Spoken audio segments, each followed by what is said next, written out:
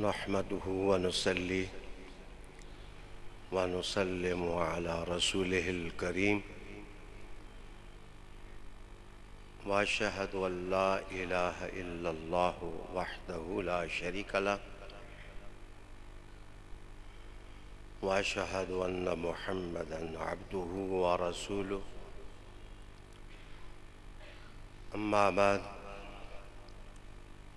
فأعوذ بالله من الشيطان الرجيم بسم الله الرحمن الرحيم وما تكون في شأن وما تتلو منه من قرآن ولا تعملون من عمل إلا كنا شهودا إذ تفيدون فيه صدق الله مولانا العظيم وبلغنا رسوله النبي الكريم ونحن على ذلك من الشاهدين والشاكرين والحمد لله رب العالمين الصلاة والسلام عليك يا سيدي يا رسول الله وعلى آلك وأصحابك يا سيدي ويا سندي يا حبيب الله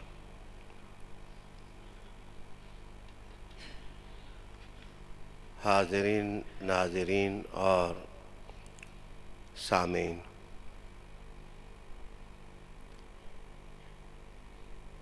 ربیع النور کے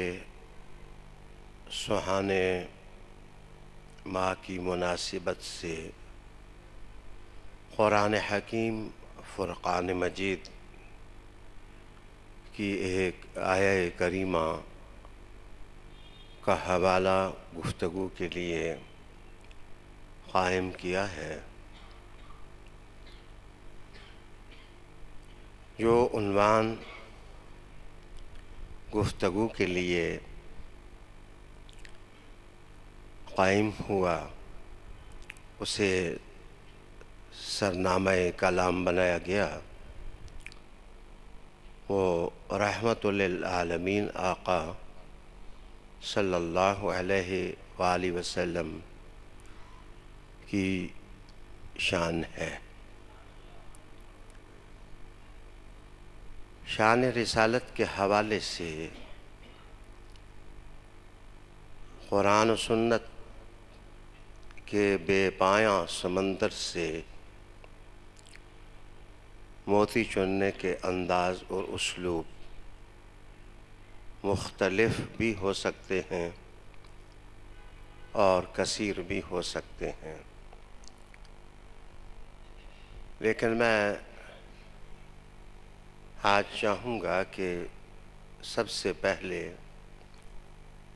یہ عرض کروں کہ شان کا مطلب کیا ہوتا ہے اور شان کا مفہوم کیا ہوتا ہے۔ جس وقت آپ صلی اللہ علیہ وآلہ وسلم کی صورت و سیرت کے حوالے سے شان رسالت موضوع قائم ہوا تو ہمیں ادراک ہونا چاہیے کہ شان کہتے کسے ہیں۔ قرآن حکیم فرقان مجید کے اندر یہ لفظ چند مقامات پر بڑی اہمیت اور فضیلت کے ساتھ لایا گیا۔ مثلاً سورہ رحمان میں کہا گیا کہ کل یوم ہو فی شان۔ یہاں بھی سورہ یونس کی اس آیت میں جو میں نے تلاوت کی، شان کا لفظ رحمت للعالمین آقا صلی اللہ علیہ وآلہ وسلم کے لیے استعمال ہوا۔ سورہ آبس کے اندر بھی ایک مقام پر یہی لفظ استعمال ہوا۔ عربی لغت کی کتابیں اگر آپ اٹھائیں تو اس لفظ کے اطلاقات اور مترادفات مختلف ہیں۔ تاج العروس کے اندر زبیدی حنفی لکھتے ہیں کہ شان ان امور کے لیے استعمال ہونے والا لفظ ہے جن میں عظمت ہو اور جن میں فضیلت ہو اور جس میں بڑائی اور رتبے والا معنی مشمول ہو۔ اس اعتبار سے اگر آپ رحمت للعالمین آقا صلی اللہ علیہ وآلہ وسلم کی صورت اور سیرت کی تاریخ پڑھیں تو کیا یہ تھوڑی بات ہے کہ محمد اور تعریف کی تاریخ میں بندہ بندے کی تعریف کرتا ہے اور وہ بھی سند بن جاتی ہے، اس عظیم محبوب کا مقام کیا ہوگا جس کی تعریف خود خدا قرآن حکیم میں کرتا ہوں۔ کسی ایک جہت سے نہیں اور کسی ایک رخ سے نہیں، آپ معاشرتی، معاشی، اقتصادی اور تاریخی، عمرانی جس جہت سے بھی رحمت للعالمین آقا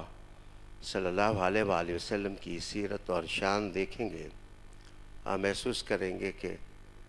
اگلے پچھلے حضور کی ذات کے سامنے طفل مکتب ہیں، اور ایک ہی ذات کو اللہ نے پہلوں پچھلوں کا معلم بنا کر مبعوث کیا۔ وہ کون ہیں؟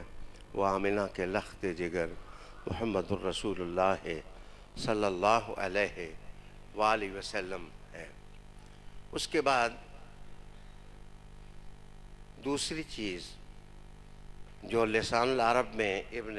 منظور نے لکھی، وہ فرماتے ہیں کہ شان جو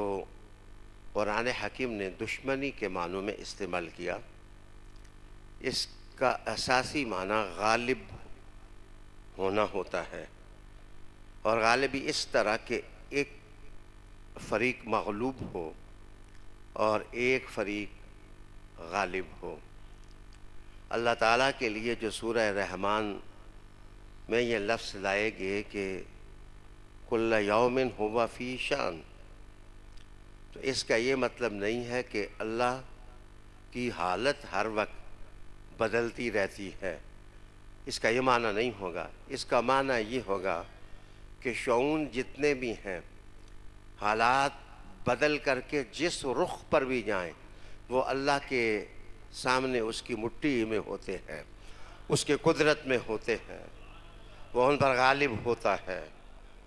کوئی معنی مفہوم، کوئی لفظ، کوئی حقیقت، کوئی مجاز اللہ کی دسترس سے اور اس کی قدرت سے باہر نہیں ہے۔ بئی معنی اگر آپ شان رسالت کا مفہوم دیکھنے کی کوشش کریں تو خود بخود جو معنی پھول بن کر سامنے آتا ہے کہ اللہ تعالیٰ نے فاران کے خطیب کو وہ مقام دیا ہے کہ اٹھے بہت ہیں کہ حضور کو مغلوب کر لیں، لیکن مصطفیٰ کے سامنے جو بھی آیا ہے مصطفیٰ اس پر چھا گئے، اور رحمت عالم صلی اللہ علیہ وآلہ وسلم نے اللہ کی دعوت کو اس کے دل اور روح تک پہنچا کر چھوڑا۔ یہاں تو ان کے حسن کا عالم یہ ہے کہ چاند اور سورج بھی اپنی روشنیوں کے باوجود شرمندہ ہو کر کے اپنا چہرہ ان کے سامنے چھپا لیتے ہیں، اور اللہ تعالیٰ نے جو تابشیں اور جو روشنیاں رحمت للعالمین صلی اللہ علیہ وسلم کی پیشانی میں رکھی ہیں، آسمان کے سارے ستاروں کی روشنیاں، ماہتاب اور آفتاب کی روشنیاں اکٹھی کر لی جائیں تو جمال رسول کا ایک گوشہ بھی نہیں بنتا ہے۔ ہر ایک پر غالب، ہر میدان میں چھا جانے والا، ہر دل میں اتر جانے والا، اور ہر زاویے پر اپنی عظمت کو تسلیم کرا لینے والا، اور تہذیبوں تمدنوں کے چراغوں کو بجھا کر کے اسلامی تمدن کے آفتاب کو روشن کر دینے والا رسول، جن کے بارے میں قرآن نے کہا لَقَدْ كَانَ لَكُمْ فِي رَسُولِ اللَّهِ أُسْوَةٌ حَسَنَةٌ۔ اس کے بعد تیسرا معنی عرض کروں کہ علامہ جوہری نے لکھا کہ دماغ سے جو رگ آنکھ تک اپنا ربط قائم رکھ کے آنکھوں کو روشنی دیتی ہے، اور آنکھ سے پھر کائنات کی تصویریں بناتی ہے، وہ جو رگ ہے اس کو عربی زبان میں شان کہتے ہیں۔ اگر اس کا یہی معنی ہو تو ایک مفہوم یہ اجاگر ہوتا ہے کہ جیسے شان رگ کائنات کی تصویریں آنکھوں میں اتار لیتی ہے، اس آسمان کے نیچے زندگی گزارنے والوں، تم یہ نہ سمجھنا کہ تمہیں کوئی دیکھتا نہیں، بنانے والا بھی دیکھ رہا ہے، اور شان رسالت کا تاج جس کے سر پر رکھا گیا ہے، تم سب کی تصویریں وہ دیکھ رہا ہے۔ تم کرتے کیا ہو، تم سوچتے کیا ہو، تمہارے خیالات کس طرح عمل کی تصویریں بنتے ہیں۔ پھر میں یہ بھی عرض کروں کہ ایک اور معنی بھی مفسرین نے شان کا لکھا، وہ لکھتے ہیں کہ وہ چار رگیں جو کہ پانی لے کر آنسو بنا کر دونوں آنکھوں میں جاری کرتی ہیں، ان چار رگوں کو بھی شعون کہتے ہیں، اس لیے کہ وہ درد کی چوٹ کھا کر کے آنکھوں میں سکون کا پیغام پہنچانے کے لیے پانی بن کر پہنچتی ہیں اور پھر اشک بن کر رواں ہوتی ہیں۔ اگر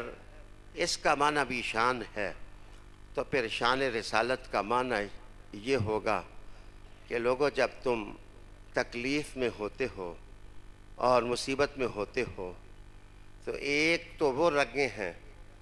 جو آنسو تمہاری آنکھوں میں اتارتی ہیں، لیکن شان رسالت کا مطلب یہ ہے کہ درد اور تکلیف تمہیں پہنچتی ہے اور چوٹ مصطفیٰ کریم محسوس کرتے ہیں، اور تمہارے دکھوں اور تمہاری تکلیفوں پر وہ نسخہ کیمیا تمہیں عطا کرتے ہیں۔ مبتلا ہے درد کو ہی عضو ہو روتی یہ آنکھ، کس قدر ہمدرد سارے جسم کی ہوتی ہے آنکھ۔ رب کریم نے رحمت للعالمین آقا صلی اللہ علیہ وآلہ وسلم کو سارے جہانوں کے لیے رحمت بنا دیا ہے۔ یہ اپنی ہی بدقسمتیاں ہیں کہ ہم آقا صلی اللہ علیہ وآلہ وسلم کی دعاؤں سے اور رحمت عالم صلی اللہ علیہ وآلہ وسلم کے حیات اور زندگی کے دیے ہوئے اصولوں سے مستفید نہیں ہوتے۔ تھوڑا آگے بڑھوں گا کہ اونچے پہاڑ ہوں اور ان اونچے پہاڑوں میں چوٹیوں سے قریب وہ چشمہ جو رواں دواں ہو، اور ہر چشمے کا پانی خشک ہو جائے لیکن اس چشمے کا پانی خشک نہ ہو، اس کو بھی شان سے تعبیر کر دیتے ہیں۔ رب کریم نے جس وقت مصطفیٰ کریم صلی اللہ علیہ وآلہ وسلم کے لیے یہ کہا وما تکون فی شان، محبوب آپ جب بھی کسی شان میں ہوتے ہیں تو اشارہ اس طرف ہوتا ہے، ہر تہذیب، ہر تمدن، ہر مذہب، ہر مکتب، ہر خیال، ہر سوچ کا چشمہ خشک ہو جانے والا ہے، لیکن محمد عربی کا چشمہ خشک ہونے والا نہیں ہے، وہ رواں دواں ہے۔ ان کے فیض سے انسانیت اور بشریت مستفید ہوتی رہے گی، ہوتی رہی ہے اور ہوتی رہے گی۔ اور اس میں ایک سبق بھی ہے کہ بندے کو اس چشمے پر کشکول طلب لے کر جانا چاہیے جہاں چشمے میں پانی اور فیض موجود ہو۔ رب کریم نے کہا خشک چشموں کا طواف نہ کرو، اللہ نے مدنی تاجدار کو وہ چشمہ بنا دیا ہے، وہ آب حیات کا چشمہ بنا دیا ہے۔ سچ ہی تو کہا، صحیح ہی کہا۔ ایک معروف شامی شاعر جس کا نام نزار ہے، اس نے اپنے ایک شعر میں کہا تھا کہ ہماری زندگیوں کے لیے ہوا اتنی ضروری نہیں ہے جتنی ہماری زندگیوں کے لیے آمنہ کا لخت جگر محمد عربی ضروری ہے۔ رحمت للعالمین آقا صلی اللہ علیہ وآلہ وسلم کی شان کا مطلب یہ ہے کہ ان کا چشمہ فیض رواں دواں ہے، اور ان کے وجود کے آسمان سے جو باران رحمت برستی ہے وہ رم جم برستی ہی رہے گی، اور انسانی قافلوں کو اور انسانی کاروانوں کو وہ مستفید کرتی رہے گی۔ اس کے بعد میں عرض کروں کہ ایک اور معنی جس کی طرف ابن عاشور نے اشارہ کیا کہ شان کسے کہتے ہیں، وہ کہتے ہیں کہ شریانوں کا جو نیٹ ورک ہوتا ہے، شریان رگیں یعنی کچھ آرٹریز ہوتی ہیں اور کچھ وینز ہوتی ہیں انسانی وجود کے اندر، یہ جو شریانوں کا نیٹ ورک ہے، اس سارے نیٹ ورک کو شعون سے تعبیر کر دیا جاتا ہے، اس لیے کہ اس نیٹ ورک ہی سے وجود کی سلامتی کا تصور پیدا ہوتا ہے۔ میرے دوستو، کیا یہ معنی نہیں لیا جا سکتا کہ جس طرح بدن کے اندر ساری رگیں ایک نظم و ضبط قائم کیے ہوئے ہیں، دنیا بھر میں حضور سے پہلے جتنے نبی، جتنے رسول گزرے ہیں، حضور کی شان یہ ہے کہ ہر ایک کا نیٹ ورک آ کے حضور کے قدموں ہی سے مل جاتا ہے، اور رحمت للعالمین آقا صلی اللہ علیہ وآلہ وسلم اس کو برین کی طرح کنٹرول کیے ہوئے ہیں کہ تمام جہانوں کا جو روحانی نظام ہے، اس روحانی نظام کی ڈور اللہ تعالیٰ نے رحمت عالم صلی اللہ علیہ وآلہ وسلم کے ہاتھ میں دے دی ہے۔ اب ہمیں سوچنا یہ ہے، کیا ہم اس نیٹ ورک کے کسی مقام پر اپنا ڈیرا جمائے ہوئے ہیں یا جمائے ہوئے نہیں ہیں؟ میرے دوستو، اس کے بعد یہ بھی عرض کروں گا کہ خیالات کا تعمق اور اعترافات جس ذات کے بارے میں زیادہ ہوں اس کو کہا جاتا ہے کہ یہ شان والا ہے۔ سچی بات یہ ہے کہ مجھے بتائیں، آدم سے لے کر کے عیسیٰ علیہ السلام تک سارے نبی یہ نہیں کہتے رہے کہ ہم آخری نہیں ہیں، ہمارے بعد ایک اور آنے والا ہے؟ اگر اس کا زمانہ ہم پالیں تو اس کے بوٹوں کے تسمے باندھنا ہم اپنے لیے سعادت تصور کریں۔ رحمت عالم صلی اللہ علیہ وآلہ وسلم کی صورت و سیرت کے حوالے سے جو قرآن مجید کی آیت میں نے پڑھی تھی، رب کریم نے شان کا لفظ حضور کے لیے خود استعمال کیا کہ محبوب تیری جو بھی شان ہو، اور جس وقت آپ قرآن خصوصاً پڑھ رہے ہوں اور اللہ کی طرف سے قرآن آپ کی زبان سے صادر ہو رہا ہو، تو یہ شان کسی اور کی نہیں، یہ شان مدنی تاجدار کی ہے کہ محمد سے وفا تو نے تو ہم تیرے ہیں، یہ جہاں چیز ہے کیا لوح و قلم تیرے۔